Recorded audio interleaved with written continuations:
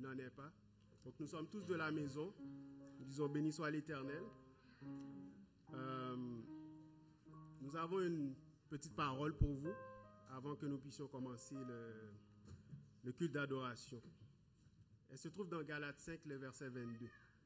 Nous aimerions que vous gardiez ces paroles dans votre cœur. Il dit, le fruit de l'esprit, c'est l'amour, la joie, la paix, la patience, la bonté, la bénignité, la fidélité, la douceur, la tempérance. La loi n'est pas contre ces choses-là. Et toutes ces choses, nous les avons comment? C'est dans l'esprit de Dieu.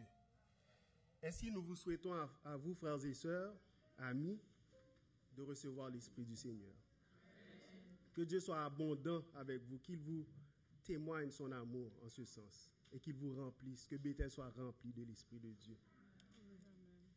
Nous vous invitons à vous mettre debout pour l'appel à l'adoration.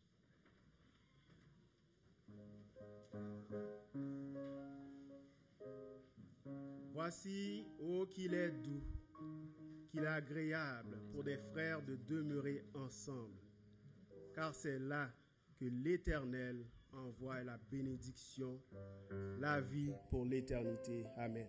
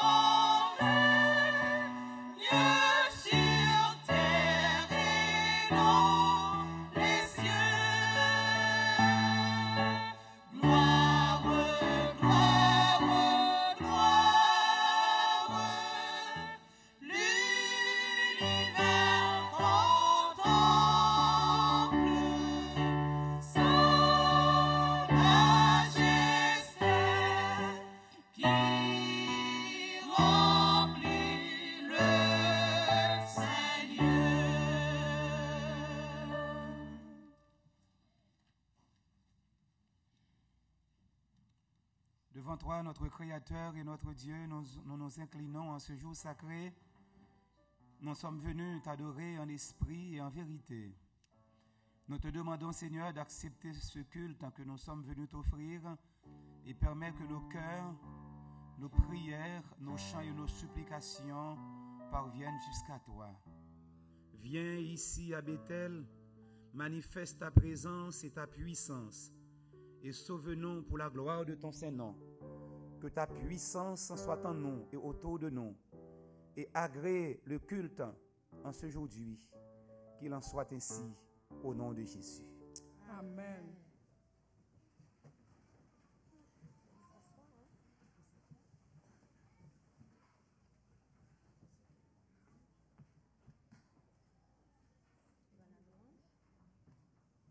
Frères et sœurs, amis visiteurs, bonjour. Bonjour. Est-ce qu'aujourd'hui c'est le sabbat? Est-ce que le sabbat c'est un bien beau jour? Amen. Donc, en ce matin, nous sommes tous réunis pour donner gloire à notre Créateur. J'inviterai tout un chacun à déployer son gosier pour louer l'Éternel. On chante, on ouvre la bouche parce qu'aujourd'hui, c'est le jour du grand Créateur. Nous sommes là pour le louer, pour le magnifier. Et à chaque fois que nous effectuons le déplacement pour être dans le temple, aujourd'hui qui est le sabbat, c'est que nous voulons signifier à tout le monde que Dieu est le Créateur, il règne en Maître et Seigneur. Donc si c'est le cas pour vous, frères et sœurs, ouvrez la bouche. Nous ne voulons voir personne avec la bouche fermée. Ouvrez la bouche pour donner gloire à Dieu, pour remercier Dieu pour tout ce qu'il a fait pour vous.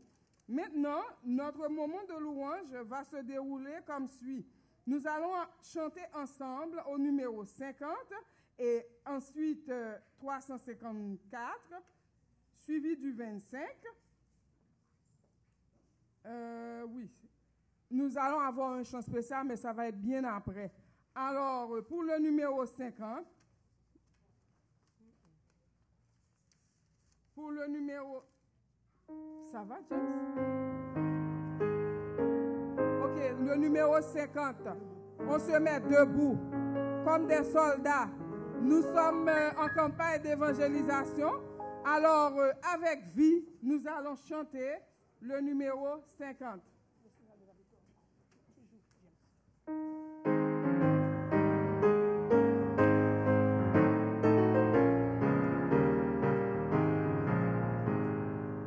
Chantons, chantons sans cesse la bonté du Seigneur, qu'une sainte allégresse remplisse notre cœur. Un salut éternel est descendu du ciel. Nous avons un sauveur.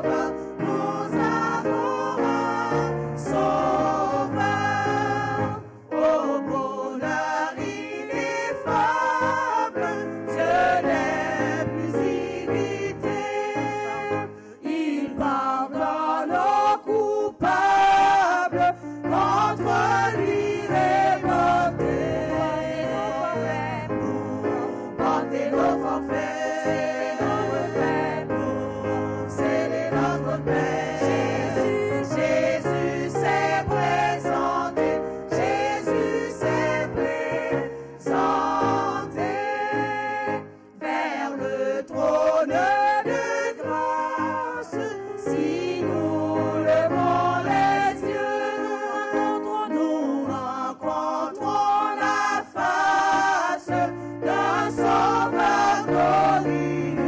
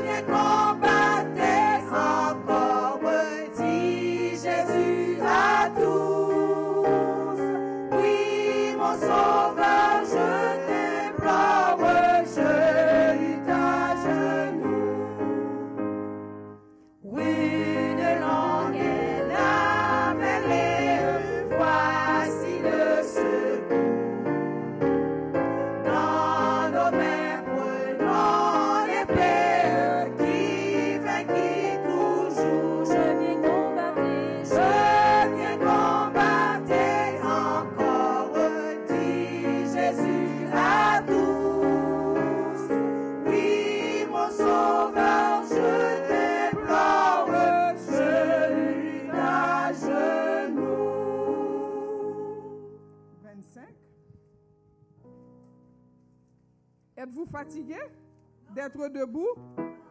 Ok.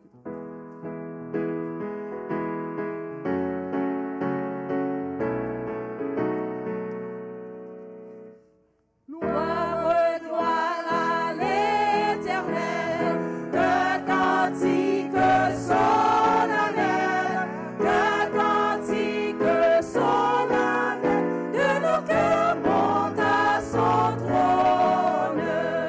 Quand il créa qu'il est grand, quand il créa qu'il est grand, qu'il est juste en punissant, qu'il est beau quand il pardonne. Il parle et cet univers se lève au puissant concert, se lève au puissant concert de sa parole vivante.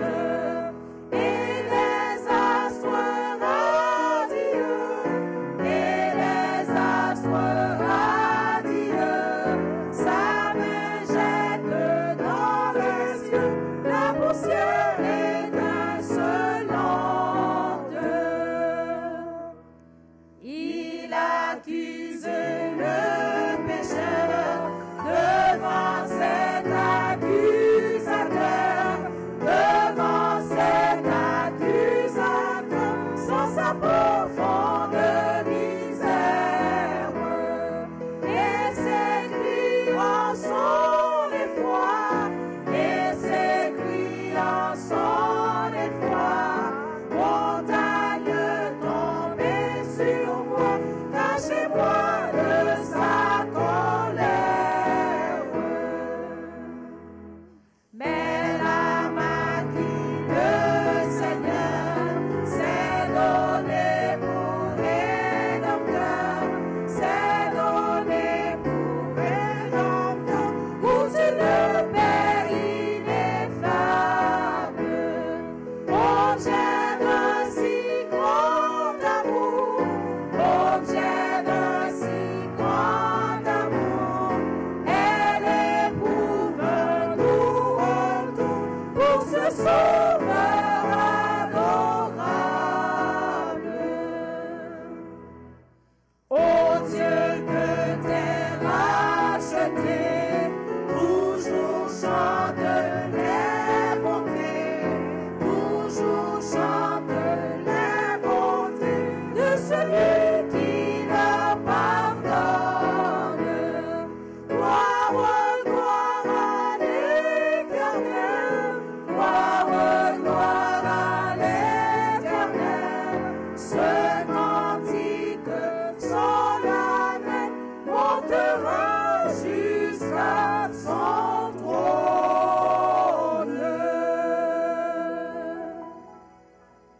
Amen. Nous vous invitons à ouvrir vos Bibles au psaume 133. Psaume 133.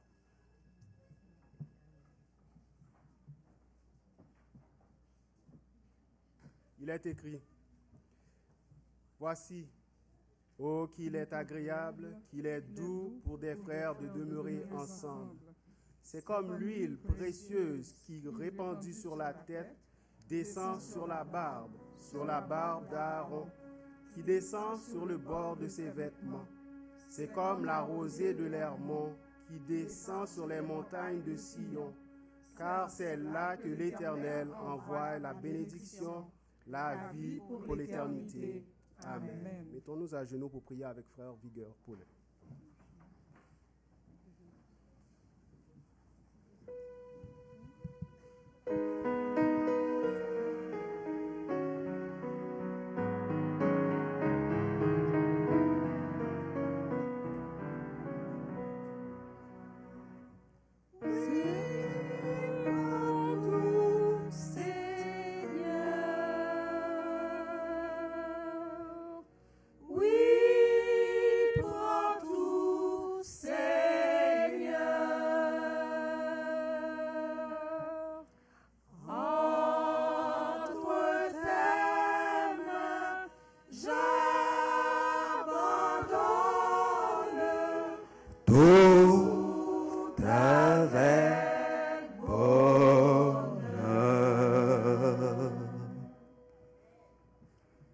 Père Céleste, merci de nous avoir introduits dans ce culte d'adoration en ce matin si précieux pour contempler la puissance de ta gloire et les merveilles de ta création. Oh, tu nous as créés bons et parfaits, mais le péché de nos premiers parents, la désobéissance de nos premiers parents perturbe la beauté de ta création. Pourtant, tu nous aimes encore d'un amour infini. Tu nous donnes encore une dernière chance pour reprendre le chemin perdu de la vie éternelle. Voilà, c'est ce qui nous rassemble en ce matin pour faire monter à toi nos cris de louange et d'action de grâce. Qui est semblable à toi, Seigneur, qui peut permettre de dire en ce matin, je suis comme Dieu, je suis Dieu. En tout cas, nous qui sommes ici, nous n'avons pas cette capacité, cette possibilité de donner la protection que toi seul peux nous donner. Voilà la raison pour laquelle, encore une fois, Seigneur, nous voulons chanter ton grand amour. Nous voulons chanter tes compassions en ce matin et nous voulons chanter ta miséricorde parce que tu es tout pour nous. Tu interviens dans nos vies quand tu veux, à l'heure que tu veux. Tu n'as pas besoin de personne. Tu interviens. Alors que Seigneur, ce matin, nous voulons t'inviter encore une fois. Nous sommes en pleine croisade d'évangélisation. Nous sommes en train d'attaquer la citadelle de l'ennemi. L'ennemi n'est pas content. Nous te demandons, ô bon Père, de nous remplir de ton Saint-Esprit afin que cette croisade puisse apporter des fruits et beaucoup d'âmes puissent convertir et l'Église sera remplie, Seigneur. En ce moment, Seigneur, nous avons des requêtes de prière à t'adresser, spécialement pour ceux qui sont malades. Ce matin, nous pensons à notre premier ancien, frère Anderson, qui n'est pas avec nous, Seigneur. Il est malade. Il a besoin de toi. Il croit en toi. Il espère que tu passes en cet instant le visiter, apporter une guérison pour lui. Et nous pensons également à tous les gens qui sont malades, soit dans nos rangs, soit ailleurs, Seigneur. Nous savons que tu es un Dieu et un Dieu qui donne toujours opportunité, un Dieu qui donne toujours, qui vient de mettre l'amour dans les cœurs les plus brisés. Passez en cet instant, les visiter, les guérir. Et enfin, ils viennent ici pour témoigner comment tu les as guéris, Seigneur. Seigneur, nous élevons devant toi en ce matin nos jeunes de l'Église, nous, les petits-enfants, Seigneur, nos petits-enfants. Tu les connais mieux que nous-mêmes, Seigneur, surtout les jeunes, et ils sont en période de fin de l'année, examen final. Nous te demandons, Seigneur, de les visiter et d'ici la fin de ce mois, qu'ils puissent venir ici témoigner comment tu as été bon pour eux dans leurs examens, dans leur travail. Nos amis visiteurs, Seigneur, qui ne sont pas avec nous ce matin, te demandons, Seigneur, de visiter, de parler dans leur cœur, afin qu'ils puissent retourner et continuer à entendre ta sainte parole et qu'ils puissent accepter et un jour, ou bien au jour de ton avènement, ils seront avec nous pour t'acclamer. Dans quelques instants, tu vas nous parler par ton serviteur. Tu lui connais mieux que moi-même, Seigneur. Nous te demandons de lui donner la puissance de ton Saint-Esprit afin qu'il puisse parler et que ton message puisse arriver dans nos cœurs et faire un travail pour notre vie, vie spirituelle, Seigneur. Seigneur, nous ne voulons pas multiplier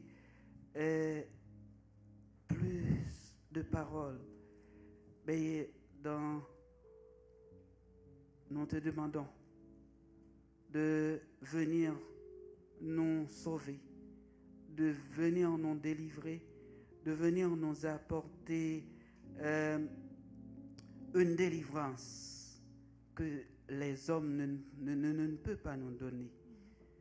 Nous te prions, pas en vertu de nos mérites personnels, car nous n'avons pas. Te prions au nom, par les mérites de ton cher Fils Jésus. À lui revient la gloire, la magnificence, dès à présent et au siècle des siècles. Amen.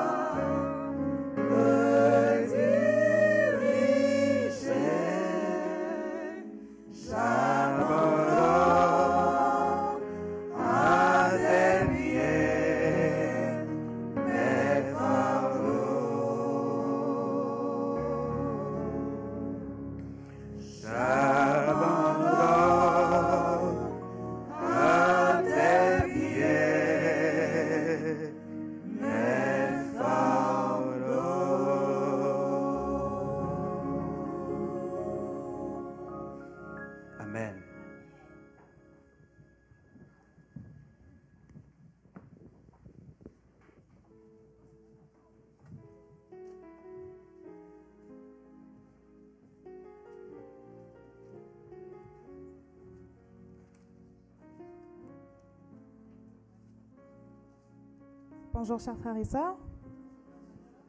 Service de fidélité.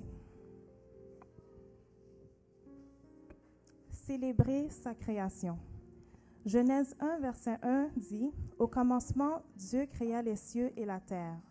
Notre gestion a commencé avec sa création et sa propriété. Nous sommes devenus les gardiens à la création et des gestionnaires le 6e jour. » Ellen White écrit « Leur gracieux maître était le véritable propriétaire de leurs champs, de leurs moutons et de leurs troupeaux. Le Dieu des cieux leur a envoyé le soleil et la pluie pour leur semaille et la moisson, et tout ce qu'ils possédaient était de sa création. Tout était au Seigneur et il leur avait fait les gérants de ses biens. Il nous permet de bénéficier de sa création même si nous n'avons pas contribué à la création de la terre. Nous sommes les bénéficiaires privilégiés de sa création. Appel. Comme ses intendants, nous célébrons ses actes créateurs aujourd'hui. Grâce à nos dons, nous permettons aux autres d'être les bénéficiaires de ces actes récréateurs. Prions. Céleste Père, merci de l'opportunité que tu nous donnes d'apporter ces dîmes et ces offrandes. Permets, Seigneur, qu'elles puissent contribuer à l'avancement de ton œuvre et d'aider tous ceux qui sont dans le besoin. Bénis, Seigneur, aujourd'hui tous ceux qui n'ont pas pu apporter et donne-leur les moyens d'apporter la prochaine fois. Nous te demandons tout cela au nom de Jésus. Amen. Nous vous laissons maintenant avec les chantres, tandis que les diacres et diaconesses passent dans les rangs pour le ramas des dîmes et des offrandes. Bon sabbat à tous.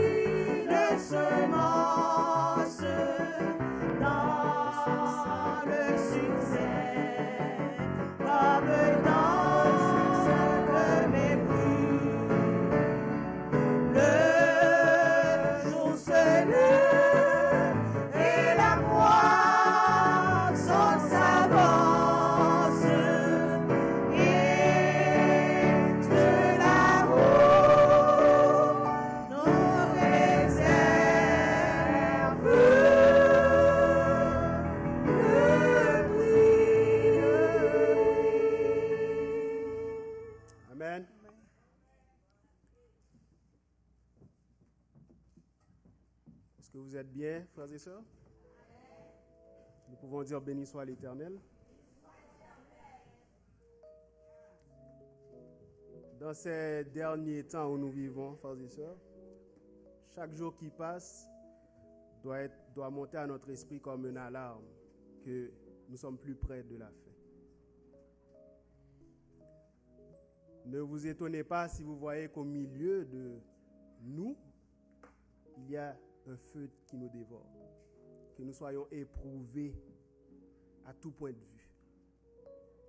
Nous avons réservé 1 mois pour prêcher l'évangile. Ça ne nous étonne pas que nous ne trouvons pas assez de temps. Que les journées sont trop courtes pour nous organiser, pour y être présents. Que lorsque nous faisons des invitations à nos amis, ils nous disent « Ok, peut-être, mais ils ne viennent pas. » Ça ne doit pas nous étonner. Parce que l'ennemi, lui, il travaille de son côté. Et son désir, c'est que le moins de monde soit sauvé. Ou du moins, que le plus grand nombre soit perdu. Mais le Seigneur, lui, il aime indéfiniment. Pasteur Youth est passé ici dernièrement, il a dit, il aime même Satan. Alors, imaginez les pécheurs qui sont dans le monde. Il les aime. Il nous aime autant qu'il aime Jésus-Christ. Et donc, n'abandonnons pas. Comme il a fait pour nous, si Jésus nous avait abandonnés, tous nous serions perdus. Personne ne serait ici en ce matin. Mais comme il nous a aimés, il nous dit, aimez aussi. Aimez-vous les uns les autres et aimez tout le monde. De la même manière que il nous a aimés. Sans parti pris. C'est pas parce qu'on a fait quelque chose pour lui en fait qu'il nous a aimés. Et nous devons faire en sorte que les autres, nous les aimons de la même façon. Ce n'est pas parce qu'ils font des choses pour nous que nous les aimons. Et en les aimant, qu'est-ce que nous pouvons faire? C'est partager ce qu'il y a de meilleur avec eux. C'est leur donner la parole de Dieu. S'ils ne peuvent pas venir, venez, prenez et amenez-les. Donnez-leur ce qu'on récupère ici. Ainsi, si vous voyez que vous n'avez pas assez de temps, ou bien vous êtes distrait, c'est là qu'on vous donne le plus de contrats pour travailler. C'est là que les emplois viennent vous voir pour vous dire « J'ai un emploi pour toi » et puis ça va être entre 7h et durant la soirée. Ne vous étonnez pas, l'ennemi est à l'œuvre. Mais Dieu est plus grand que l'ennemi. Nous ne voulons pas dire de Pasteur Arnel que c'est la voix qui crie dans le désert à Bethel. Nous ne voulons pas dire ça. Nous aimerions dire plutôt que c'est la voix qui crie parmi le peuple de Dieu. Et que quand on dit le peuple de Dieu, c'est-à-dire pas les bancs, mais l'Église, les frères et les sœurs, et leurs familles, leurs proches, leurs amis. C'est comme ça que nous vous invitons à ne pas relâcher, à continuer à inviter les amis, et vous-même à faire l'effort, à faire le sacrifice de venir soir après soir. Nous allons lui céder la place, c'est le messager de l'Éternel. Nous lui cédons la place, nous vous invitons à faire place dans votre cœur pour que l'Éternel nous parle. Juste avant, nous allons demander à la sœur Belgine de nous interpréter un morceau pour nous prédisposer.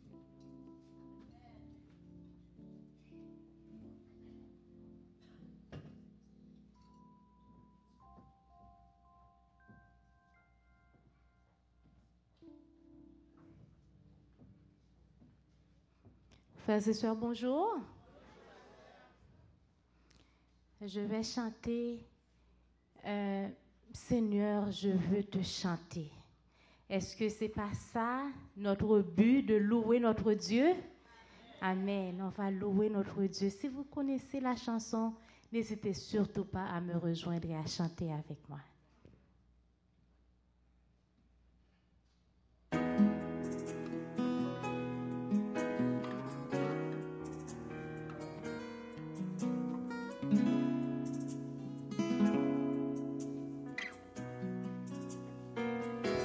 Je veux t'adorer, tu m'as sauvé du péché, de la mort, du danger, tu m'as racheté.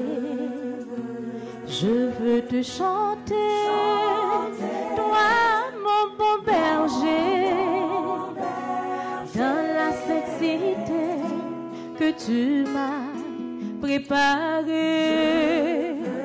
Je veux te chanter, toi mon bon berger, dans la sainte cité que tu m'as préparé. Pour moi fut ton agonie. Pour me sauver, tu souffris. Ta croix bénie donne la vie infinie. Je veux te chanter, toi mon bon berger, dans la sainte cité que tu m'as préparée. Je veux te chanter, toi mon bon berger, dans la sainte cité que tu m'as préparée. J'ai longtemps erré, Oh oh, loin de ta charité. mais à mon cœur souillé, tu t'es révélé. Je veux te chanter, toi mon bon berger, dans la sainte cité que tu m'as préparée. Je veux te chanter, toi mon bon berger, dans la sainte cité que tu m'as préparée. Je suis né de nouveau par le sang de l'agneau, fortifié et guéri, car Jésus m'a béni. Je suis né de nouveau par le sang de l'agneau. À toi, esprit de vie, je chante cette mélodie. Je veux te chanter, toi mon bon berger, dans la sainte cité que tu m'as préparée. Je veux te chanter, oui, dans la sainte cité que tu m'as préparée. Je veux te chanter, oh oui, mon bon berger, dans la sainte cité que tu m'as préparée. Te chanter, ouais, mon bon berger, dans la sainte cité que tu m'as préparée.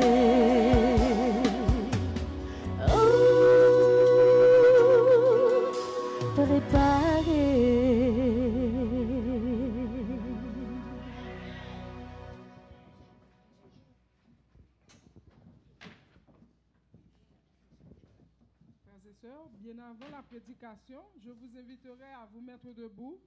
Nous allons chanter le chant de la croisade.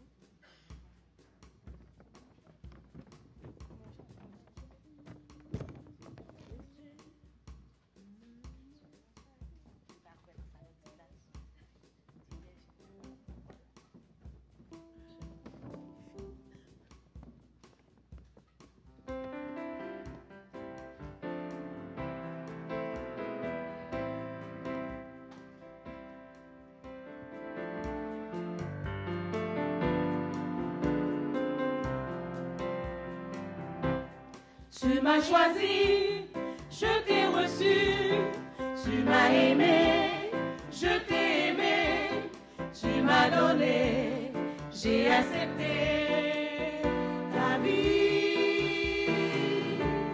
Je suis tombé, tu m'as relevé, tu as effacé tout mon passé, tu m'as pardonné, tu as transformé ma vie.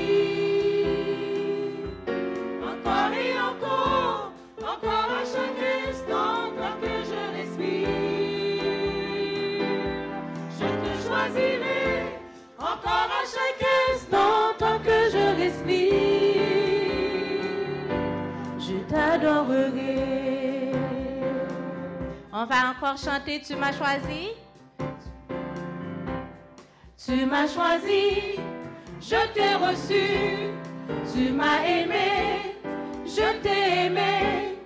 Tu m'as donné, j'ai accepté ta vie. Je suis tombée, tu m'as relevé. Tu as effacé tout mon passé. Tu m'as pardonné, tu as transformé ma vie. Encore à chaque instant, tant que je respire. Je te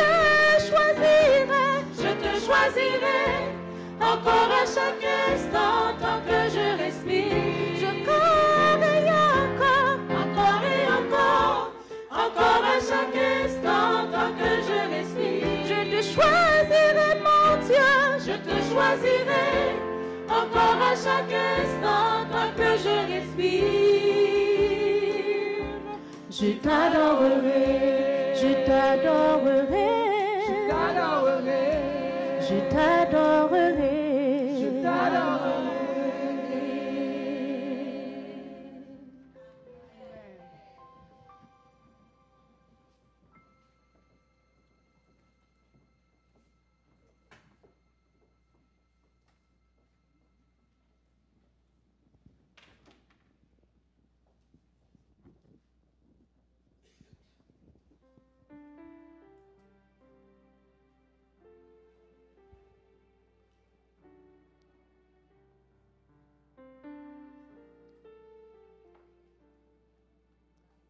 Mesdames, Messieurs, bien-aimés dans le Seigneur, sœurs et frères, amis visiteurs, s'il y en a, que la paix de Dieu soit avec vous tous.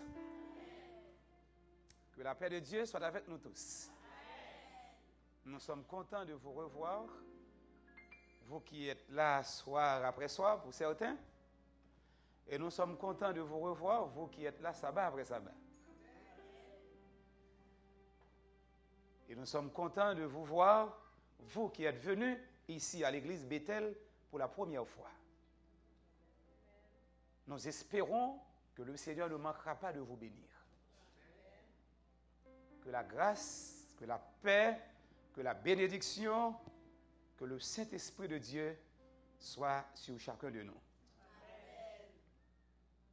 Nous remercions notre bien-aimé sœur Jean-Pierre qui vient d'exécuter ce beau morceau à la gloire du Seigneur. Et pour l'édification de l'Église. Merci, ma sœur, et que le Seigneur te bénisse. Vous avez passé une bonne semaine, bien-aimés? Ça a été bien? Est-ce que ça a été bien, bien-aimés? Ça n'a pas été bien pour moi. Vous savez pourquoi? Parce que je ne vous ai pas vu.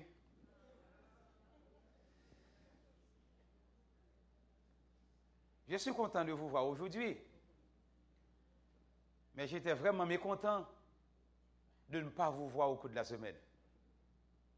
Vous êtes d'accord? Amen. Alors je me pose la question toujours, pourquoi l'Église ne peut pas être comme elle est aujourd'hui chaque soir? Vous avez encore la réponse? Pardon? La réponse, ça tarde à venir, mais peut-être à la fin de la croisade, on aura la réponse. N'est-ce pas, bien-aimé? D'accord. Alors, toutefois, nous espérons, bien-aimés, et comme nous pouvons le dire, si vous ne pouvez pas participer, si vous ne pouvez pas aller en guerre, eh bien, que vous envoyez tout particulièrement, comme on dit souvent, quoi? Votre plume? Ah. Si vous ne pouvez pas être là, eh bien, que vos invités soient là. N'est-ce pas vrai, bien-aimés? Donc, n'hésitez pas à le faire. Il faut inviter des amis, des parents, des proches, parce que, bien-aimés, nous sommes à la fin des temps. Il faut dire cela. Il faut partager la parole. C'est notre mission. C'est la recommandation du Seigneur. Allez et prêchez et dites que le royaume des cieux est proche. Jésus revient bientôt. Nous ne savons ni le jour, ni l'heure, mais nous savons que Jésus reviendra sûrement. Donc, bien-aimés, nous devons nous préparer en conséquence. Nous ne devons pas nous laisser, bien-aimés, blottir dans notre vie personnelle, dans notre train-train de vie, dans notre vie séculière, gagner de l'argent, du travail, comme ça, constamment. Oui, c'est important, mais n'oubliez pas, bien-aimés, que nous devons penser à notre vie éternelle. Nous devons travailler, nous devons étudier, nous devons avoir des diplômes, c'est important dans la vie, parce que nous sommes encore sur terre, mais nous devons nous préoccuper surtout de notre vie éternelle. Parce que cela vaut la peine. Parce que nous ne savons pas, bien-aimés, à quel moment la mort viendra frapper à notre porte. Donc nous devons nous préparer en conséquence et dire à tous ceux qui nous environnent, à tous ceux qui végètent dans le péché, dans la misère, alors que Satan, lui, il travaille, mais nous autres, nous dormons. Tandis que Satan travaille, l'ennemi travaille constamment, mais l'Église du Seigneur, elle est en train de dormir. Nous devons nous réveiller. N'est-ce pas vrai, bien-aimés? Nous ne pouvons pas mener une vie seulement venir à chaque sabbat, comme ça, chaque sabbat, on chante « Béni sois-tu » ou encore « Vers toi monte notre hommage ». On retourne à la maison et on continue comme ça, la vie recommence et c'est là le train-train de vie de tous les jours. Non, bien-aimés, nous devons penser à notre Dieu. Nous devons créer un moment pour penser à notre Dieu et pour faire aussi le travail du Seigneur. Nous allons partager avec vous la parole du Seigneur. Mais juste avant, n'oubliez pas, bien-aimés, que samedi prochain, si Dieu le veut, nous aurons une cérémonie de baptême à la gloire de Dieu. Voudriez-vous avoir cette cérémonie de baptême, bien-aimés? Combien parmi vous sont en train de travailler en conséquence? Ah, amen. Nous devons travailler en conséquence, bien-aimés, parce que c'est important. Le Seigneur a dit, allez faire de toutes les nations des disciples, les baptisants. Donc nous devons prêcher et nous devons baptiser des âmes pour le Seigneur. Nous devons faire des disciples. Et c'est pourquoi nous vous invitons, vous qui êtes là en ce matin, il y en a des candidats bien-aimés, nous avons des candidats dans la classe baptismale, nous avons une classe baptismale qui se fait chaque jour à partir de 6 heures, ou pour mieux dire, selon le langage d'ici, à 18 heures. D'accord? Donc, bien-aimés, n'hésitez pas à inviter vos amis, vos proches, afin qu'ils soient là et qu'ils participent à cette rencontre et pour qu'ils se préparent pour le baptême en vue de rencontrer le Seigneur. Et ensuite, jeudi, si Dieu le veut, comme d'habitude, nous avons fait ça le jeudi de cette semaine. Nous avons passé un moment dans la prière avec l'Église de 19h jusqu'à 21h. Ça a été bien, bien-aimé? Est-ce que ça a été bien? Amen, gloire à Dieu. Donc, bien-aimés, nous serons encore ensemble et jeudi prochain, si Dieu le veut, à la gloire de Dieu, pour frapper à la porte du ciel, pour chercher le Seigneur.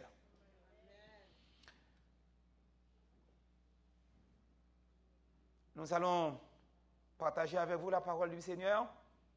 Mais juste avant, nous chantons notre chant de prédilection pour demander au Seigneur de nous accorder sa puissance avant la proclamation.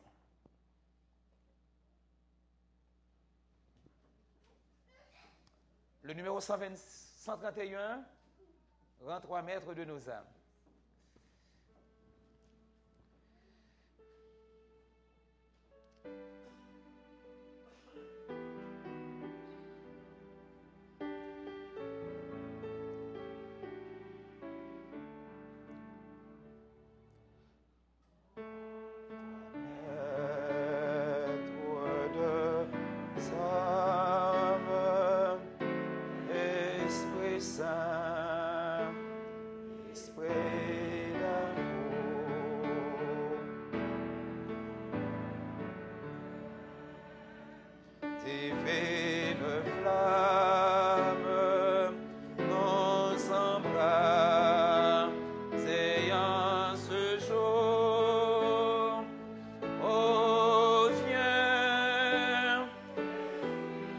Chantez avec nous, mesdames, messieurs.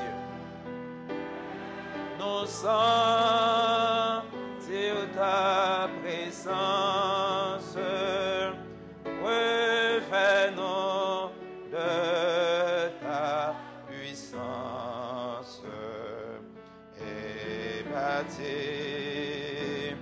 de nom de feu.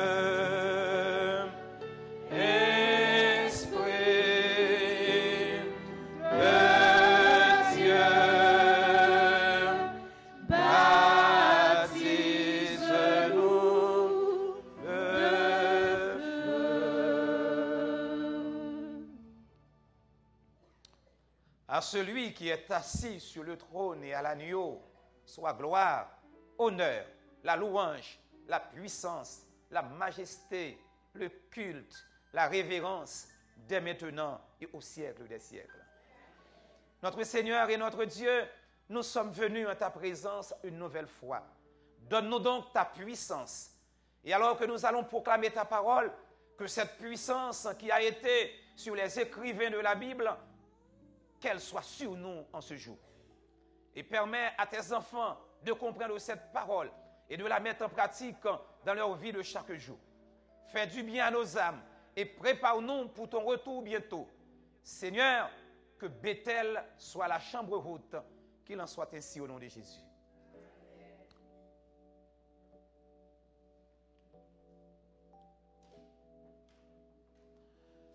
Nous allons lire rapidement, mesdames, messieurs, sans perdre de temps, la parole du Seigneur que nous trouvons cette parole au psaume 133. Nous allons partager avec vous aujourd'hui un psaume. D'ailleurs, chaque jour, nous lisons des psaumes, n'est-ce pas vrai?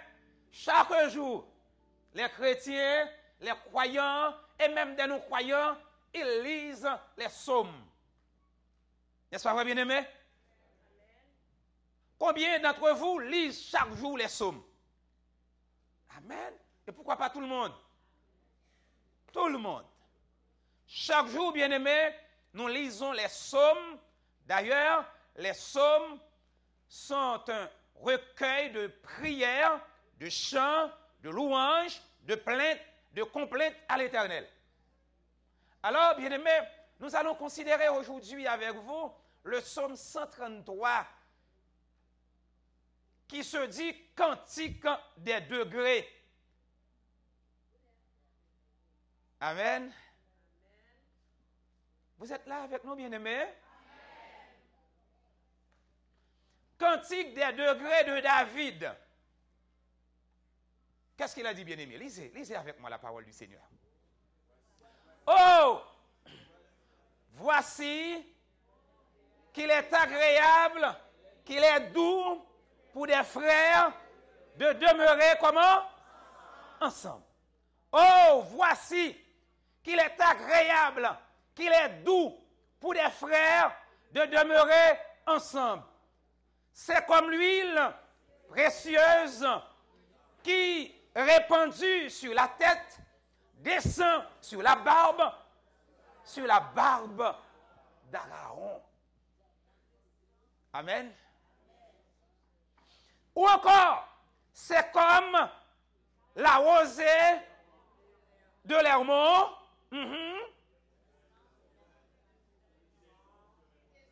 qui descend sur la montagne de Sion, car c'est là que l'Éternel envoie la bénédiction, la vie pour l'éternité. Nous reprenons. C'est très court, bien aimé, n'est-ce pas vrai? Nous pourrions réciter ça par cœur de mémoire, n'est-ce pas vrai? Nous reprenons. Oh, voici qu'il est agréable, qu'il est doux pour des frères de demeurer ensemble. C'est comme une huile précieuse qui descend sur le bord. Nous reprenons, bien aimé. Non. Il y a un problème avec la projection parce que ça arrive parfois en retard. Nous reprenons.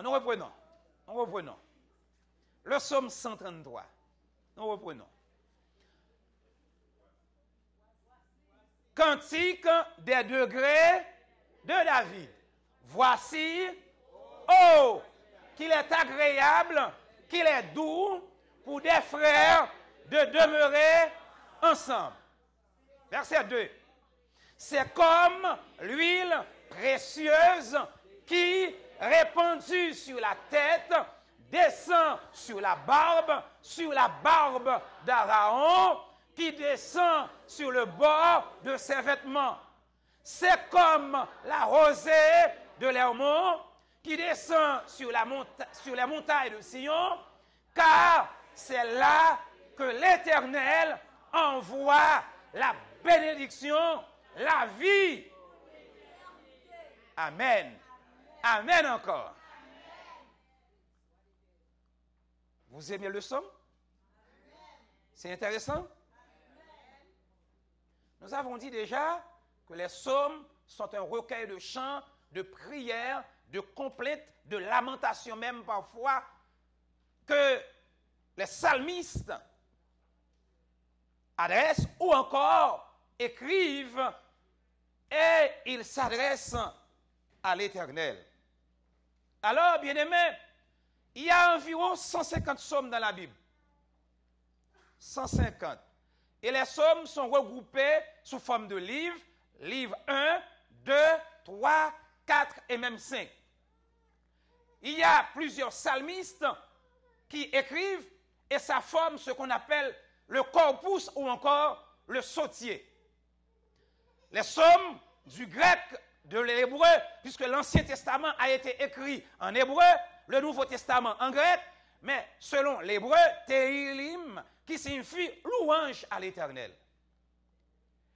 Donc, bien-aimés, les psaumes, nous disons tantôt que les psaumes sont un recueil de chants, de poésie ou encore de prières adressées à l'Éternel par les psalmistes.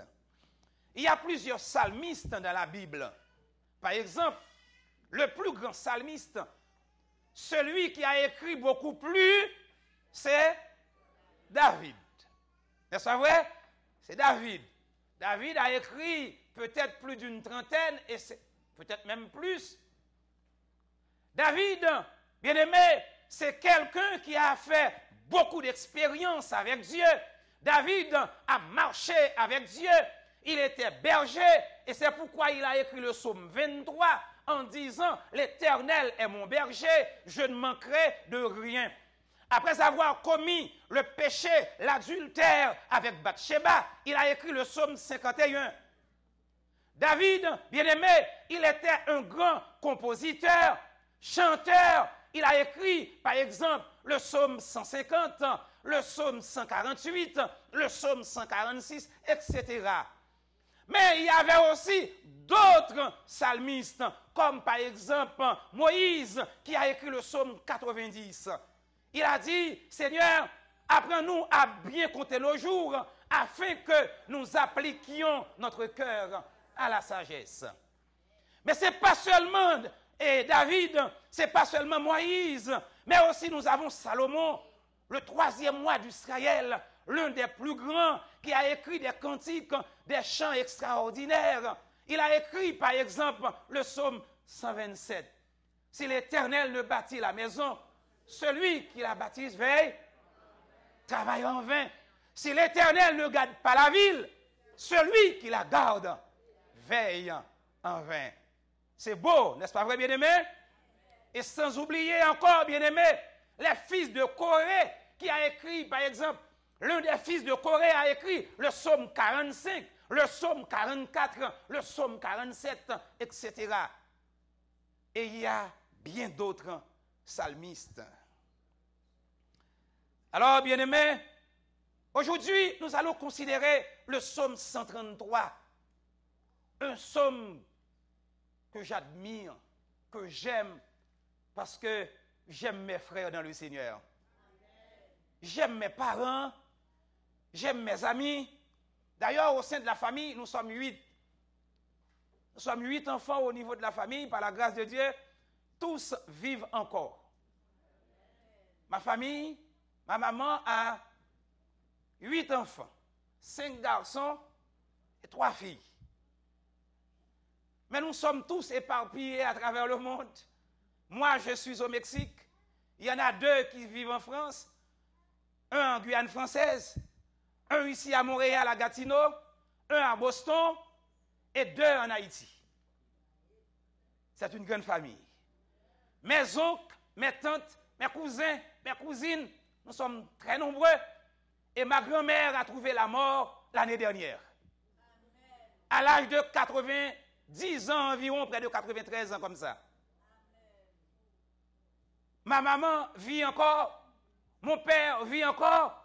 Et bien aimé, nous sommes contents. Et moi, j'aime ma famille. Non seulement j'aime ma famille dans la chair, mais j'aime aussi ma famille dans la foi. J'aime mes frères. Je vous aime dans le Seigneur. Et c'est pourquoi, bien-aimé, à chaque fois qu'une personne dit « Je suis ad », je n'ai pas besoin d'entendre adventiste. Parce que pour moi, nous sommes frères. Nous sommes un seul peuple, une seule église dans le Seigneur. Et c'est pourquoi le sermon d'aujourd'hui a pour titre « L'union fait la force ». L'union fait la force, c'est la devise de tous les Haïtiens. Les Haïtiens disent « L'union fait la force ». Mais malheureusement, bien-aimés, cette devise peut être considérée comme étant de 20 mots. L'union fait la force. Et pourtant, bien-aimés, que ce soit en Haïti, que ce soit à l'étranger, partout où se trouvent les Haïtiens, ils s'entre-déchirent. Et on dit souvent haïtien.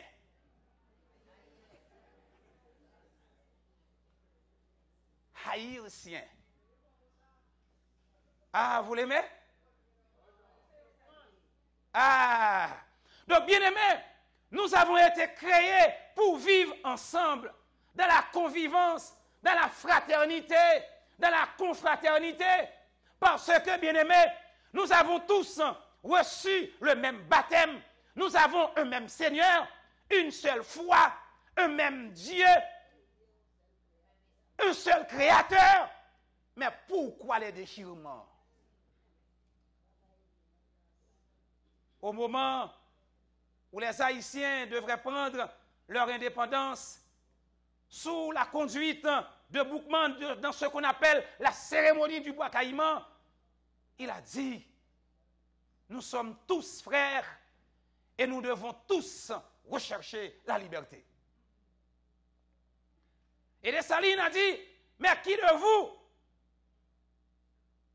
vous veut rester toujours esclave des Blancs? Et ils ont tous crié, nous voulons tous la liberté. Bien-aimés, nous avons une espérance. Et cette espérance, nous devons la vivre en commun. Et c'est pourquoi David a écrit pour dire, bien-aimés, David écrit au psaume 133, oh, c'est comme une exclamation. Il a dit, oh, voici qu'il est agréable, qu'il est doux pour des frères de demeurer ensemble. Le verbe demeurer veut dire vivre ensemble, cohabiter ensemble. Voici qu'il est doux, qu'il est agréable pour des frères de vivre ensemble. Il est bon de vivre ensemble, bien-aimés? il fait beau de vivre ensemble. Et nous devons vivre ensemble selon la parole du Seigneur. Il y a un président haïtien qui disait, ensemble nous forts. Mais pourtant, on a connu beaucoup plus de clivage politique en Haïti. Mais il a dit, ensemble nous forts. Mais bien aimé, il y a une vérité là-dedans. Quand nous sommes ensemble, nous sommes vraiment forts.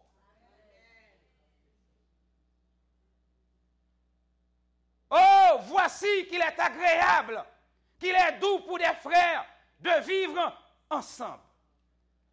Quand les frères se mettent ensemble, la parole de Dieu compare cela, bien-aimé, à une huile précieuse qui descend sur la barbe et sur la barbe d'Aaron. La Bible fait référence à cela, nous rappelant, bien-aimé, l'onction d'Aaron. Aaron qui a été choisi comme étant le premier sacrificateur d'alors. Et au moment de son onction, il a reçu l'huile d'onction de la part de Moïse, son frère. Et Aaron, il avait à ce moment-là de longues barbes. Et comme les Juifs d'antan qui portaient de longues barbes. Alors, on dit, bien-aimé, c'est comme l'huile précieuse qui descend sur la barbe et sur la barbe d'Aaron. Et c'est donc, mesdames, messieurs, nous devons reconnaître qu'il y a une puissance. Et n'oubliez pas que l'huile symbolise le Saint-Esprit de Dieu. Il y a une bénédiction, il y a une force, une puissance quand les frères se mettent ensemble. Il y a une bénédiction là-dedans.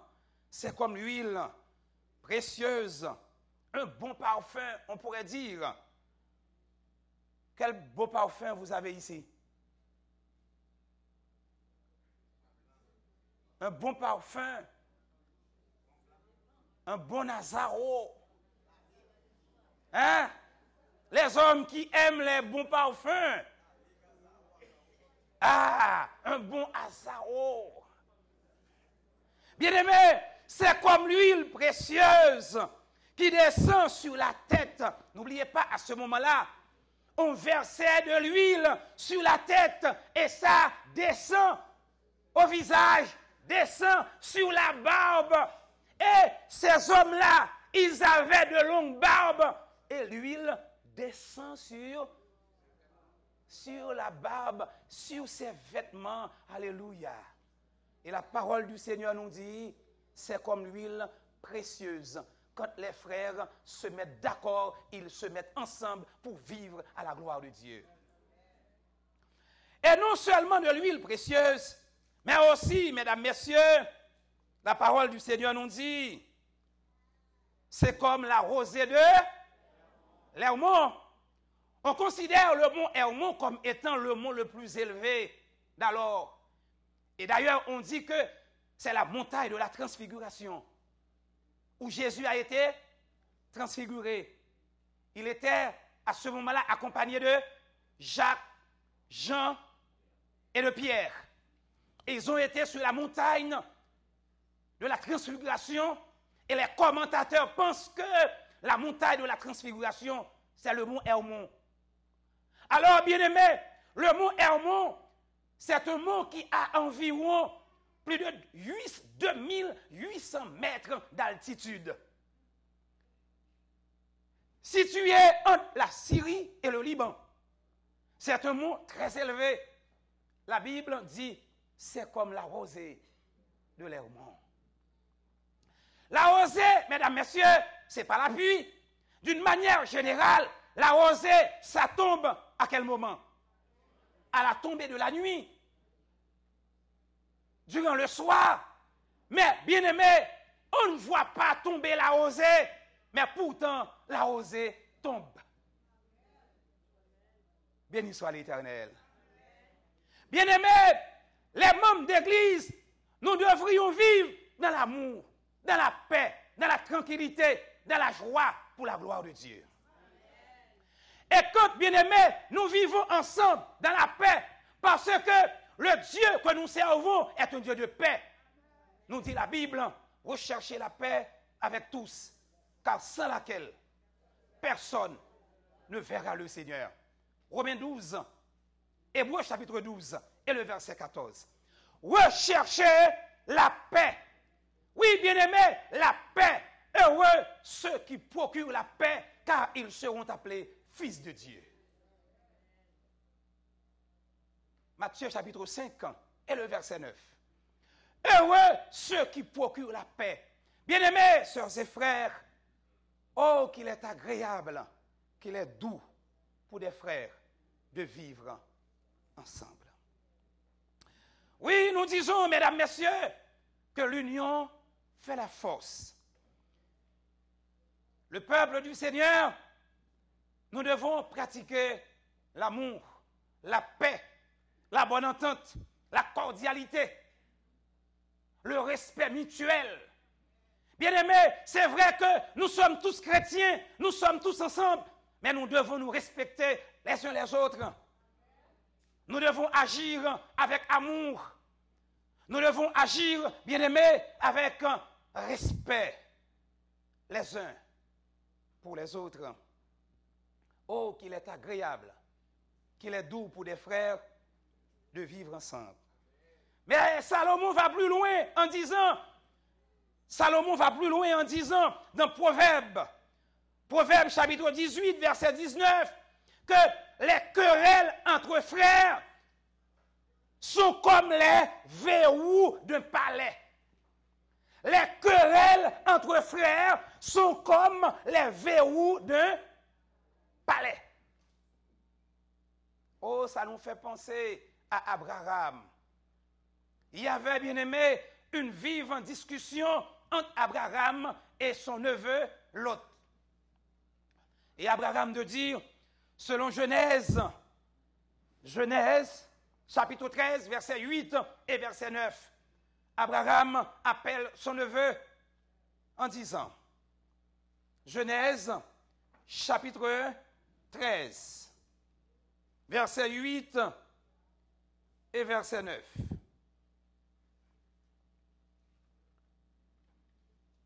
Qu'est-ce qu'il a dit, bien-aimé?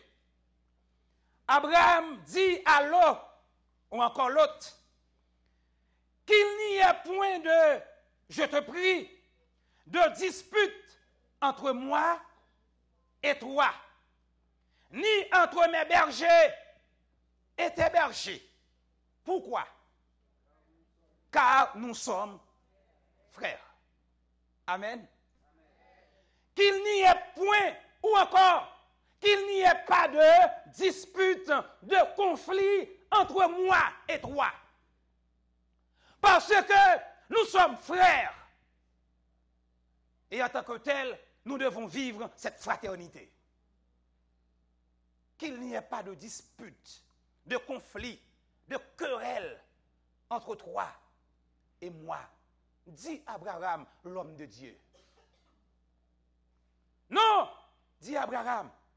Bien-aimé, il y avait une vive dispute entre Abraham, entre les serviteurs de Lot et les serviteurs d'Abraham. Parce que Abraham était très riche, il avait beaucoup de brebis, il avait des bergers en grand nombre. Alors, bien-aimé, vous savez, depuis que nous sommes sur terre, des problèmes, des conflits peuvent toujours surgir. Mais nous devons les éviter autant que possible. Pourquoi? Parce que nous sommes frères. Bien-aimés, la divinité s'entend. La Trinité divine s'entend. Et c'est pourquoi nous autres, comme chrétiens, peuple de Dieu, nous devons nous entendre. Parce que Dieu s'entend. Le Père, le Fils et le Saint-Esprit. Jésus a dit dans Jean chapitre 10 et le verset 30, « Moi et le Père, nous sommes un. » Et ils marchent ensemble. Ils vivent ensemble. Ils cohabitent ensemble. Et nous autres, comme chrétiens, si nous disons que nous sommes chrétiens, nous devons prouver aux autres que nous sommes chrétiens dans la manière de vivre. Bien-aimés, nous devons comprendre que nous formons un seul corps, mais de plusieurs membres. Et nous avons tous besoin, les uns les autres, ou encore l'un l'autre. Bien-aimés, le problème de frère X devrait être le problème de frère Y. Parce que nous sommes frères. Bien-aimés dans le Seigneur, nous devons nous unir pour faire le travail de Dieu. Amen. Nous devons nous unir pour faire le travail de Dieu. La parole de Dieu nous dit, dans Jean chapitre 13 et le verset 35, « À ceux-ci tous connaîtront que vous êtes mes disciples, si vous avez de l'amour les uns pour les autres. » Bien-aimés, avons-nous vraiment l'amour du prochain? Avons-nous vraiment l'amour des âmes? Quand nous voyons tant de personnes qui gisent dans les ténèbres du dehors, qui végètent dans le péché, et nous, bien-aimés, nous autres, nous nous complaisons dans notre vie personnelle en regardant les autres comme les brebis à la boucherie et qui se perdent dans le monde. Bien-aimés, comment vivre avec quiétude alors que tant de gens végètent dans le péché et ils meurent sans la parole de Dieu? Nous devons manifester de la compassion, de l'amour, de la condescendance. Jésus a tant aimé le monde. Et c'est pourquoi, bien-aimé, qu'il est venu sur la terre. Et il a accepté la mort ignominieuse pour sauver l'humanité perdue. Et Jésus a dit, car le Fils de l'homme est venu chercher et sauver ceux qui étaient perdus. Oui, bien-aimé, la parole de Dieu nous dit que l'Église primitive s'est mise ensemble dans un commun accord, selon Acte 1er et le verset 14. L'Église était dans une communion parfaite, dans une entente parfaite. Et c'est pourquoi, à ce moment-là, c'est à ce moment-là même que le Seigneur a envoyé son Saint-Esprit le jour de la Pentecôte. Parce que l'Église était dans un commun accord. Acte 1er et le verset 14. Bien-aimés, c'est après avoir manifesté, après avoir réalisé cette communion que le Seigneur a envoyé son Saint-Esprit. Si l'Église n'est pas en harmonie, s'il y a des désaccords, bien-aimés, vous n'allez pas remporter la victoire. La victoire, c'est dans l'unité. La victoire, c'est dans l'unité, c'est dans la paix. Nous devons, bien-aimés, conjuguer nos efforts pour être ensemble. Formons un front pour attaquer l'adversaire. Satan, bien-aimé, s'unit avec ses mauvais anges pour pouvoir détruire l'Église du Seigneur. Mais l'Église doit être unie pour former un seul front pour remporter la victoire à la gloire de Dieu. Mesdames, Messieurs, bien-aimés dans le Seigneur, nous devons nous unir dans le travail du Seigneur. L'Église était d'un commun accord. Et c'est à ce moment-là, le Seigneur a envoyé son Saint-Esprit. Et la parole de Dieu nous dit, 3000 personnes furent baptisées en un seul jour. Parce que l'Église était dans un commun accord. Et c'est pourquoi nous comprenons la déclaration de David quand il dit, oh, qu'il est agréable, qu'il est doux pour des frères de vivre ensemble, de cohabiter ensemble. Oui, bien-aimés, il peut y avoir toujours des difficultés parce que nous sommes des humains. Et c'est pourquoi le Seigneur a dit, la charité supporte, la charité pardonne, la charité quoi? La charité supporte. Nous devons vivre en amour, selon 1 Corinthiens 13, versets 4 à 8. Oh, bien-aimés, Jésus a prié pour l'unité de son peuple. Dans la prière sacerdotale que nous trouvons dans Jean chapitre 17, Jésus a prié avant de mourir sur la croix. Il a prié pour l'unité de son Église. Il a dit, Père, comme moi et toi nous sommes un. nous sommes saints, que mes disciples soient un, afin que le monde sache que c'est moi qui les ai envoyés. Oui, bien-aimés, nous allons lire ça dans Jean chapitre 17. Jean 17. Ils ne sont pas du monde, comme moi je ne suis pas du monde. Verset 17. Il a dit, sanctifie-les par ta vérité, car ta parole est la vérité.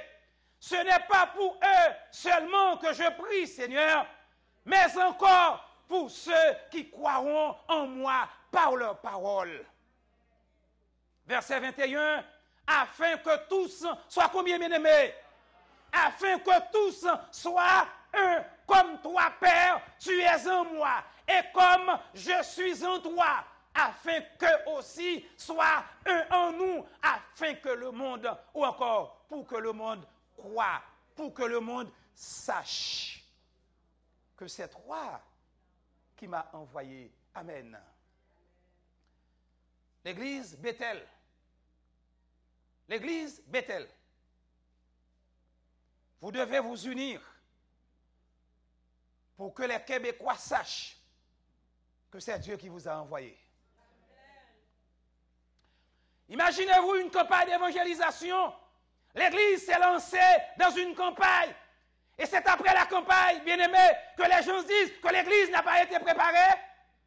Mais pourquoi rentrer dans cette campagne d'évangélisation? Comment, bien-aimés, attaquer l'ennemi, le diable et ses suppôts sans être préparé? Non, c'est impossible, bien-aimés. Vous ne pouvez pas frapper à la porte du diable, attaquer l'ennemi sans être préparé. L'église du Seigneur devrait se préparer, s'unir pour attaquer l'adversaire. Parce que l'église, nous faisons le travail de Dieu. Et puisque nous faisons le travail de Dieu, nous devons nous préparer en conséquence. Nous devons prier, nous devons préparer le terrain, nous devons savoir, bien-aimés, est-ce que le peuple est prêt pour la campagne avant de lancer la campagne? Mais comment dépenser l'argent du Seigneur sans réfléchir? Vous dépensez de l'argent, bien-aimés, vous faites venir un pasteur de Mexico en passant par Toronto pour arriver ici, à Montréal. Et après, vous dites que l'église n'est pas préparée pour la campagne? Mais qu'est-ce que vous dites comme ça, bien-aimés? C'est comme si vous pensez comme des enfants, vous agissez comme des enfants. Non, bien-aimés, l'apôtre Paul dit, nous ne sommes plus des enfants, mais nous sommes des gens matures à la gloire de Dieu. Nous devons y penser, bien-aimés. Nous devons réfléchir que nous ne pouvons pas dépenser l'argent du Seigneur dans n'importe quelle condition.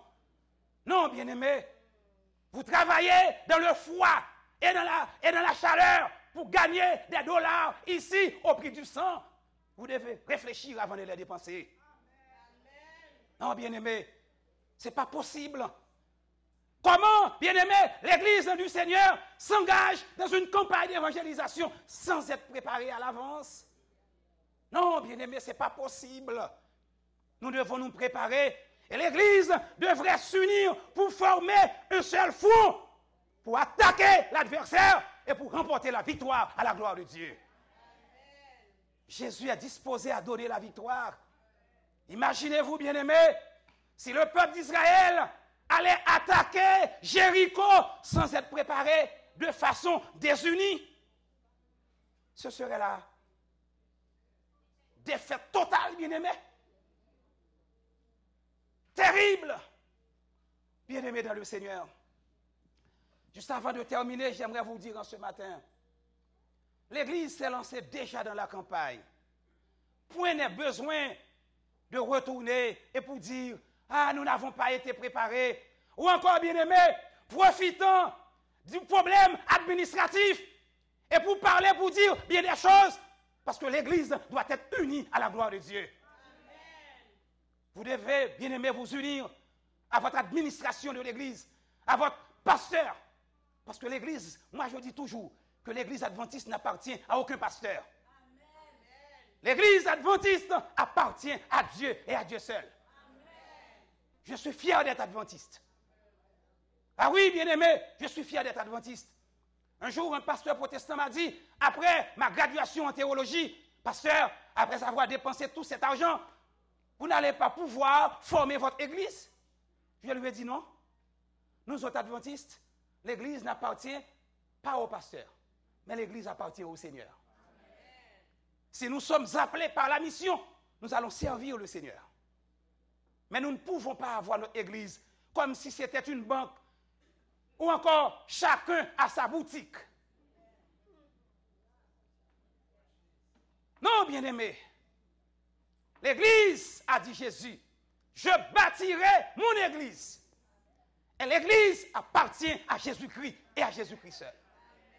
Oh, quand Ellen G. White était sur la terre, la servante du Seigneur, elle n'a jamais réclamé de poste officiel dans l'église. Elle a dit, je suis la servante du Seigneur. Je suis la messagère du Seigneur. Voilà une femme du Seigneur. Bien-aimés dans le Seigneur, sœurs et frères, la parole de Dieu nous dit, quand l'Église s'unit, c'est là que l'Éternel envoie la bénédiction, la vie pour l'éternité. L'Église primitive s'était mis ensemble. Ils étaient en accord. Dieu ajoutait chaque jour à l'Église ceux qui étaient sauvés. Acte 2, verset 47.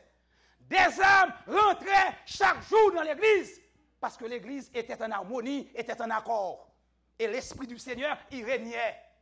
Bien-aimés, si nous voulons voir des miracles s'opérer au milieu de nous, nous devons nous unir les uns avec les autres, avec le pasteur de l'Église, avec l'administration de l'Église. Bien-aimés, mettons-nous ensemble. Et comme a dit l'apôtre Paul dans Philippiens 3, verset 16, au point où nous sommes parvenus, marchons de même pas. Amen, bien-aimés. Au point où nous sommes parvenus, marchons de même pas. Bien-aimés, mettons-nous ensemble pour faire le travail du Seigneur. Soyons ensemble. Et rappelez-vous, bien-aimés, que Jésus revient bientôt. Et quand il reviendra, il ne viendra pas pour prendre un peuple dispersé, mais il viendra chercher une église unie à la gloire de Dieu. Puissions nous mettre ensemble, bien-aimés, dans la communion, dans l'amour, dans l'entente, dans la cordialité. Puissions nous vivre cette fraternité chrétienne et que nous puissions nous préparer ensemble, les uns avec les autres, pour hâter l'avènement du Seigneur. Bien-aimés dans le Seigneur, vivons ensemble. Soyons ensemble. Unissons-nous, car l'union fait la force. Que Dieu nous bénisse.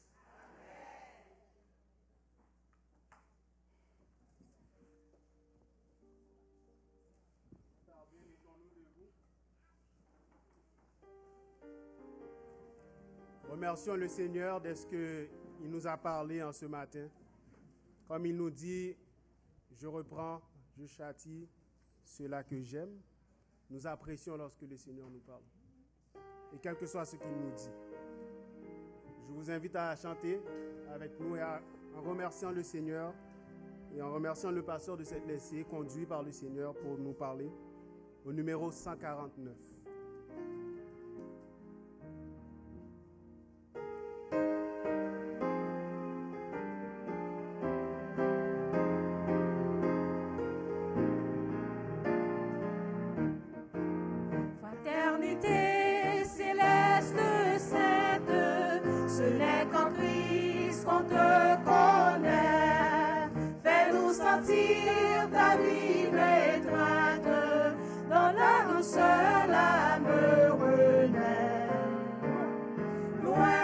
Jésus, jadis notre âme méconnaissait ce doux accord du monde, alors les pures flammes se l'éveillaient, notre transport se l'éveillait, notre transport.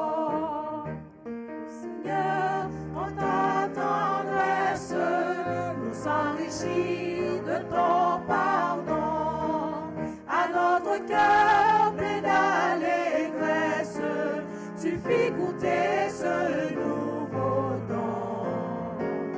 Si depuis lors notre faux zèle a relâché, le le nœud d'amour.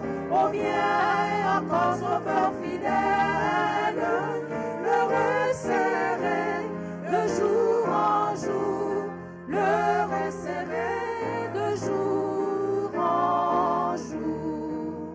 Ne permets pas que nos misères interrompent ces saints transports. Quand un faisceau tu nous réserves pour ne former qu'en toi qu'un corps. Anime-nous l'orgueil, l'envie, la médisance et la froideur. Répand sur nous l'esprit de vie, le froid d'amour et de ferveur, de froid d'amour et de ferveur. Que nous puissions vivre sans cesse dans cet amour qui nous unit, qui soit la part et la richesse de ce troupeau qui t'en bénit. Exauce, oh Dieu, notre prière, viens nous unir à notre époux. Nous t'en prions, ô tendre Père, dans l'unité, consomme-nous, dans l'unité, consomme-nous.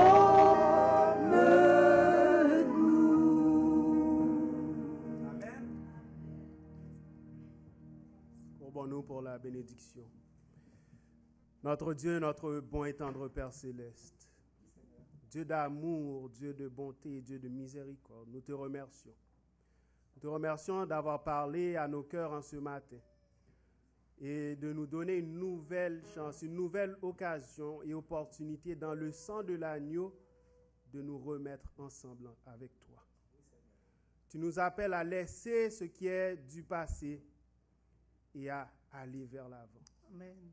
À oublier tout ce qu'on nous avait fait, tout ce qu'on nous avait dit, à mettre de côté tout ce que nous avions fait et tout ce que nous avions dit, et nous mettre ensemble pour ta gloire, pour être une lumière dans ce monde où les gens meurent sans le savoir.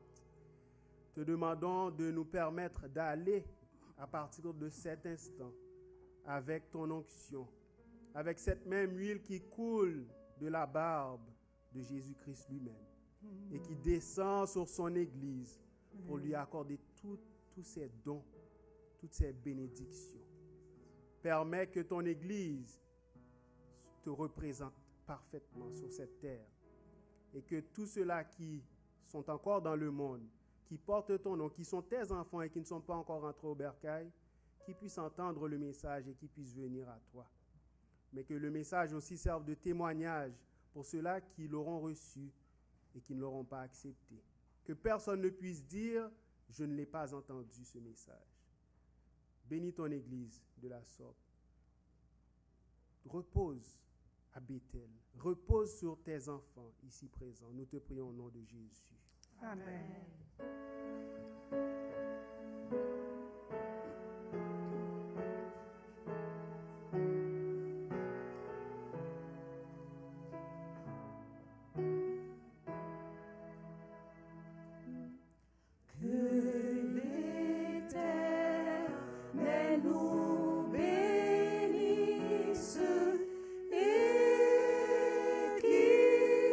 Nous garde